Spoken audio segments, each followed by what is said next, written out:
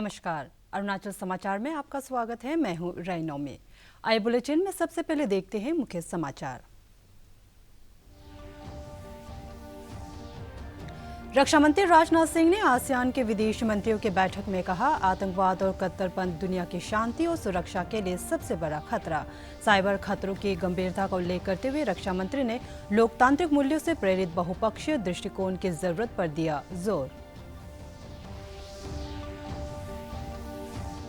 उप मुख्यमंत्री चाउना मेन ने राजभवन में राज्यपाल डॉक्टर बी.डी. मिश्रा से मिलकर कोविड-19 महामारी के मद्देनजर राजस्व की स्थिति, जल विद्युत विकास, गैर पारंपरिक ऊर्जा स्रोतों, लंबित पेंशन मामलों और विकास से जुड़े कई महत्वपूर्ण मुद्दों पर की चर्चा।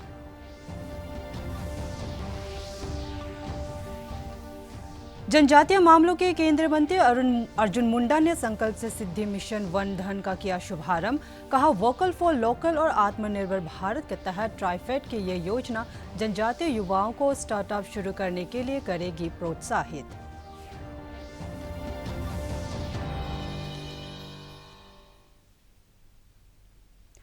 रक्षा मंत्री राजनाथ सिंह ने कहा है कि आतंकवाद और कट्टरपंथ दुनिया की शांति और सुरक्षा के लिए सबसे बड़ा खतरा है। उन्होंने भरोसा दिलाया कि वित्तीय कार्रवाई कार्यबल FATF के सदस्य के नाते भारत आतंकवाद को धन मुहैया कराने पर रोक लगाने के लिए प्रतिबद्ध है। वे वीडियो कॉन्फ्रेंसिंग के जरिए दक्षिण पूर्वी एशियाई राष्ट्रों के संगठन आसियान के रक्षा मंत्रियों की बैठक को संबोधित कर रहे थे। श्री सिंह ने हिंद प्रशांत क्षेत्र में मुक्त और समावेशी व्यवस्था तय करने का भारत का आह्वान किया। उन्होंने समुद्री कानून पर संयुक्त राष्ट्र की घोषणा के अनुरूप अंतर्राष्ट्रीय जल सीमा में आवागमन और उसके ऊपर विमानों की आवाजाही की स्वतंत्रता को लेकर भारत के समर्थन को दोहराया। साइबर खतरों की इस गंभीरता का उल्लेख करते हुए रक्षा मंत्री ने लोकतांत्रिक मूल्यों से प्रेरित बहुपक्षीय दृष्टिकोण की जरूरत पर जोर दिया। श्री राजनाथ सिंह ने कहा कि सभी देशों की संप्रभुता का सम्मान होना चाहिए। आसियान के रक्षा मंत्रियों की इस बैठक में आसियान के 10 सदस्य देश और 8 साझेदार देशों में भारत, चीन, ऑस्ट्रेलिया, जापान, न्यूजीलैंड, दक्षिण कोरिया, रूस और अमेरिका शामिल है। आसियान के रक्षा मंत्रियों की 15वीं बैठक में मेजबानी ब्रुनेई कर रहा है, जो इस वर्ष के लिए संगठन का अध्यक्ष भी है। आसियान रक्षा मंत्रियों की बैठक में क्षेत्र में शांति, स्थिरता और विकास तथा सुरक्षा मजबूत करने के मुद्दों पर चर्चा होती है। Engagement with the Southeast Asian region, of which ASEAN has been a primary component, is based on its Act East policy announced by Honorable Prime Minister Narendra Modi in November 2014. Key elements of this policy are to promote economic cooperation, cultural ties, and develop strategic relationships with countries in the Indo-Pacific region through continuous engagement at bilateral, regional, and multilateral levels. Maritime security challenges are another area of concern to India. The sea lanes of communication are critical for peace, stability, prosperity, and development of the Indo-Pacific region. In this regard, developments in the South China Sea have attracted attention in the region and beyond. India supports freedom of navigation, overflight, and unimpeded commerce in these international waterways. उप मुख्यमंत्री Chowna main ने मंगलवार को राजभवन में राज्यपाल doctor BD. Mishra से मिलकर कोविड-19 महामारी के मद्देनजर राजस्व की स्थिति, जल विद्युत विकास, गैर पारंपरिक ऊर्जा स्रोतों, लंबित पेंशन मामलों और विकास से जुड़े कई महत्वपूर्ण मुद्दों पर चर्चा की। राज्यपाल ने विकास परियोजनाओं की प्रगति, विशेष रूप से जल विद्युत और गैर पारंपरिक ऊर्जा स्रोतों से जुड़ी योजनाओं की व्यक्तिगत निगरानी के लिए उप मुख्यमंत्री की सराहना की। राज्यपाल ने कहा कि अरुणाचल प्रदेश में अपार क्षमताएं हैं और राज्य के लोगों के लाभ के लिए इन क्षमताओं का समुचित उपयोग होना चाहिए। राज्यपाल ने सौर ऊर्जा सहित अन्य गैर पारंपरिक ऊर्जा पर आधारित और अधिक परियोजनाएं शुरू करने का सुझाव दिया। उन्होंने चांगलांग जिले के बिजोयनगर में घरों और दूरसंचार जरूरतों को पूरा करने के लिए लगाए गए सोलर पावर प्रोजेक्ट का उदाहरण उदाहरण देते हुए इस तरह की परियोजनाओं को अन्य क्षेत्रों में लागू करने का सुझाव दिया। प्रदेश में पेंशन से जुड़े लंबित मामलों पर चिंता व्यक्त करते हुए राज्यपाल ने उप मुख्यमंत्री से मामलों के जल्द निस्तारण के लिए जरूरी कदम उठाने को कहा है। सीमा सड़क संगठन के महानिदेशक लेफ्टिनेंट जनरल राजीव चौधरी ने आज राजभवन में राज्यपाल डॉक्टर बी.डी. मिश्रा से मुलाकात कर राज्य में सड़क संपर्क को मजबूत बनाने पर चर्चा की। राज्यपाल ने नवीनतम तकनीकों का उपयोग कर गुणवत्तापूर्ण सड़कों के निर्माण पर जोर दिया ताकि समय से पहले सड़कों के खराब होने और सड़कों के निर्माण के दौरान किसी भी तरह के दुर्घटना से बचा जा सके। उन्होंने साल भर यातायात को बनाए रखने के लिए सड़कों की समुचित मरम्मत पर जोर दिया। बैठक के दौरान राज्यपाल ने राष्ट्रीय सुरक्षा के नजरिए से सड़क संपर्क को मजबूत करने पर जोर देते हुए कहा कि भारी बारिश और प्रतिकूल मौसम के कारण सड़कों के खराब होने से मेडिकल इमरजेंसी, कृषि उत्पादों के ट्रांसपोर्टेशन और अन्य आर्थिक गतिविधियां प्रभावित होती है। उन्होंने सीमा सड़क संगठन से राज्य के सतत विकास के लिए कॉस्ट इफेक्टिव और टिकाऊ बुनियादी ढांचा मुहैया कराने को कहा। राज्यपाल ने सीमा सड़क के महानिदेशक से मियाओ विजयनगर सड़क के निर्माण, अपग्रेडेशन और मरम्मत कार्य में योगदान देने की अपील की। इससे पहले लेफ्टिनेंट जनरल राजीव चौधरी ने राज्यपाल को सीमा सड़क संगठन द्वारा किए जा रहे सड़कों और पुलों के निर्माण के बारे में अवगत कराया। जनजातीय मामलों के केंद्रीय मंत्री अर्जुन मुंडा ने मंगलवार को संकल्प से सिद्धि मिशन वन धन का शुभारंभ किया। इसका मकसद जनजातीय युवाओं को उद्यमी बनाना है और उन्हें स्टार्टअप शुरू करने के लिए प्रोत्साहित करना है। इस अवसर पर केंद्रीय मंत्री ने कहा कि वोकल फॉर लोकल और आत्मनिर्भर भारत के अनुरूप ट्राइफेड के इस पहल के अंतर्गत विभिन्न जनजातीय विकास कार्यक्रमों को मिशन मोड में लॉन्च करने की योजना है।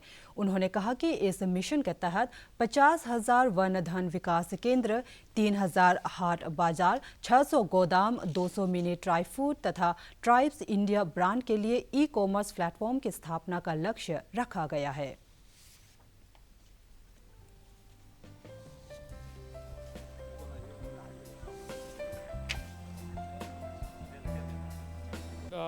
जनजातीय मंत्रालय ट्राइफेड जैसे संस्थाओं को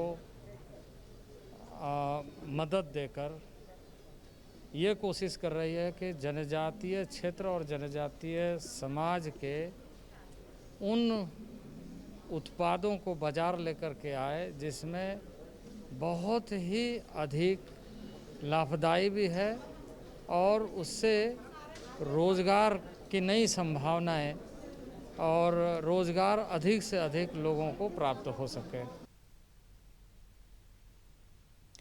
ईटानगर पुलिस ने मादक पदार्थों की तस्करी के आरोप में पिछले एक सप्ताह में 6 लोगों को गिरफ्तार किया, जिसमें एक पुलिस कांस्टेबल भी शामिल हैं। मंगलवार को संवाददाताओं को संबोधित करते हुए पुलिस अधीक्षक जिमी चीराम ने बताया कि गिरफ्तार किए गए सभी आरोपियों ने पूछताछ के दौरान अपना अपराध कबूल कर लिया है। उन्होंने बताया कि यह सभी व्यक्ति बंदरदेवा से मादक पदार्थ लाकर राजधानी क्षेत्र के विभिन्न इलाकों में बेचते थे। Let us know so that we can intensify further our action against drugs, and this we will continue as till we are able to control the drug menace up to a good level. Capital Police arrested 7, including 1 APP Jawan on 14/6/2021 by Nahagaon Police Station. On the close supervision of our team, arrested Monica Chetri, resident of Bandarpur, Sat Singh Chetri, alias Sanu Chetri, also resident of Bandarpur. One Putukan Hazarika, alias Gunu Hazarika, also from Bandarpur. And one Divanto Gowai, alias Bigulai, also from Bandarpur. Along with that, we got 68.24 grams of suspected heroin seized, packed and sealed in front of few witnesses. A case has been registered in Nahagaon Police Station. Capital Police appeals to public, students, NGOs and all stakeholders. If you have any information, please let us know so that we can intensify further our action against drugs. And this we will continue as till we are able to control the drug menace up to a good level. देश भर में मंगलवार को corona के 62,224 नए मामले सामने आए और 1,07,000 से अधिक रोगी स्वस्थ हुए। इस दौरान कोविड से 2,542 रोगियों की मौत हो गई। देश में कोरोना के सक्रिय मामलों की संख्या घटकर 8,65,000 रह गई है और रिकवरी दर बढ़कर 95.80% हो गई है। पिछले 24 घंटे में देश भर में 19,30,000 से अधिक कोविड जांच की गई। केंद्रीय स्वास्थ्य और परिवार कल्याण मंत्रालय के संयुक्त सचिव लव अग्रवाल ने कोविड महामारी के खिलाफ लड़ाई में टीकाकरण को प्रमुख हथियार बताते हुए कहा कि देश में अब तक 26 करोड़ 19 लाख से अधिक कोविड टीके लगाए जा चुके हैं। केंद्र सरकार ने कहा है कि टीकाकरण के लिए पहले से ऑनलाइन पंजीकरण अनिवार्य नहीं है।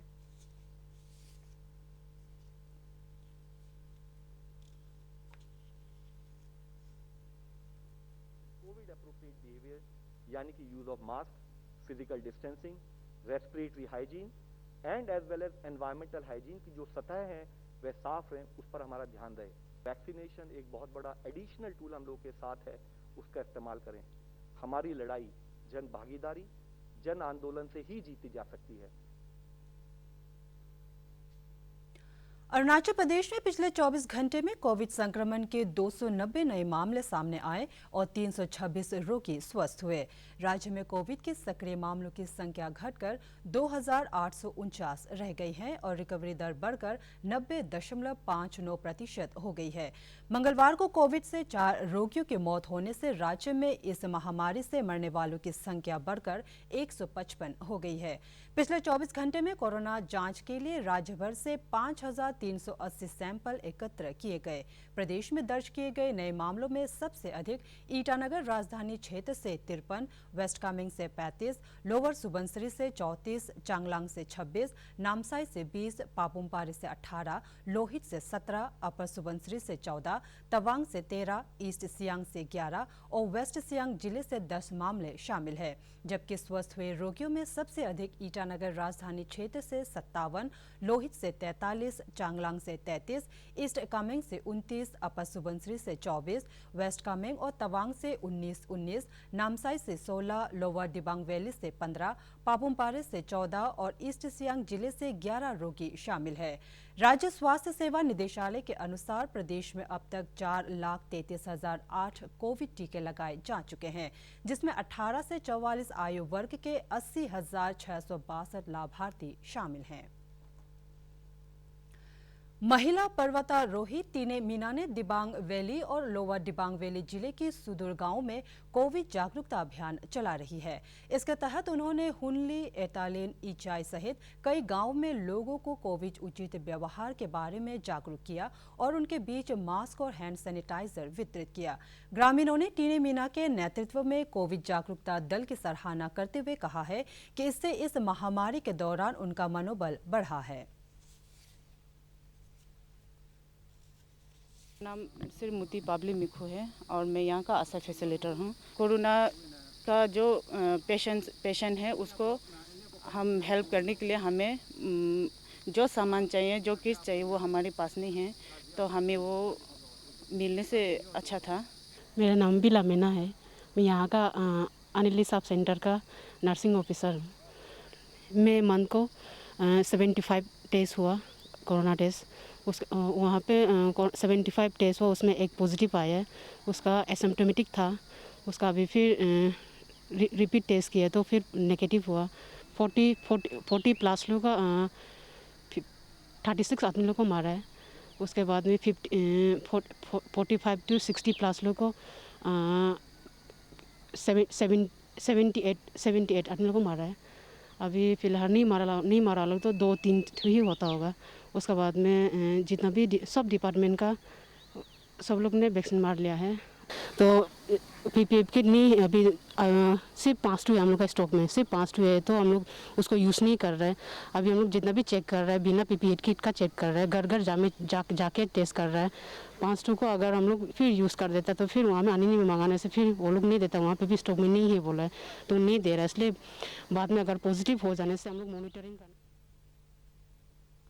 अरुणाचल प्रदेश कांग्रेस समिति ने ईटानगर राजधानी क्षेत्र में लोगों की सुविधा के लिए राष्ट्रीय राजमार्ग के दोनों तरफ की दुकानों को सुबह 5 से शाम 5 बजे तक खोलने के लिए कोविड कर्फ्यू में ढील देने का प्रशासन से आग्रह किया है। एपीसीसी के महासचिव ग्यामर ताना ने जिला प्रशासन से कोविड दिशा निर्देशों को सख्ती से लागू करने और स्थानीय लोगों के हितों को ध्यान में रखते हुए कोविड कर्फ्यू के समय में बदलाव करने का अनुरोध किया है। अरुणाचल समाचार के आज के अंक में इतना ही। जाने से पहले आप सभी से अनुरोध है कि कोविड-19 के दिशा निर्देशों का पालन करें। हमेशा मास्क लगाएं, बार बार हाथ धोएं, सोशल डिस्टेंसिंग के नियमों को मानें। कोरोना महामारी से बचाव के लिए आपका वैक्सीन लगवाना भी जरूरी है।